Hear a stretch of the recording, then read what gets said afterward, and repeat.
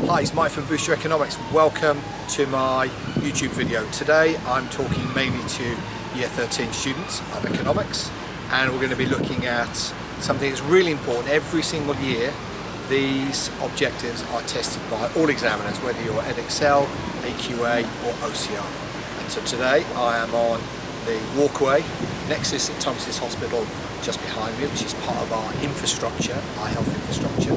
And this is the COVID Memorial Walk. Really interesting place for me to host one of these videos. Just behind me you will see the Houses of Parliament. You'll see Big Ben. Fantastic landmark of London. Of course you can also see the bridges, which act as a conduit for tourists and business to happen on a day-to-day basis.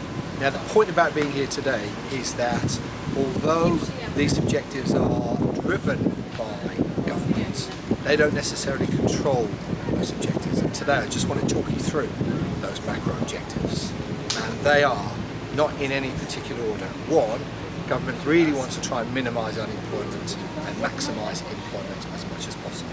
Secondly, it wants to get inflation under control. And I'm sure you've got a view, having maybe read or listened to some of the news or the articles you might have read over the summer as to where we're at with those. So that's the second one. The third one is to make sure that the economy grows.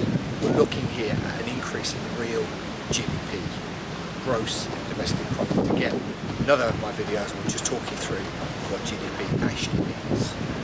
Fourthly, we also want to make sure that we improve our environmental situation, manage the huge impact that we've had on the environment.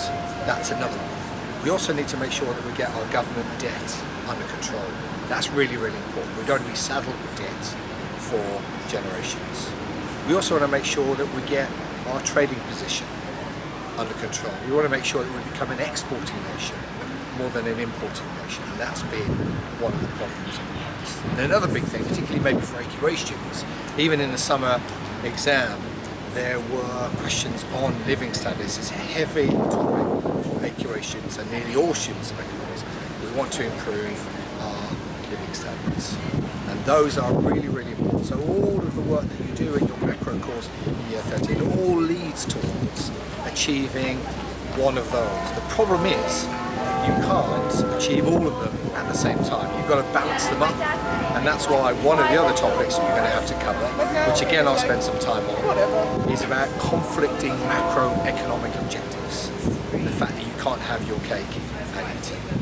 And so that gives you a little bit of an intro as to essentially where most of the questions are going to end up in an exam through one of those macroeconomic objectives.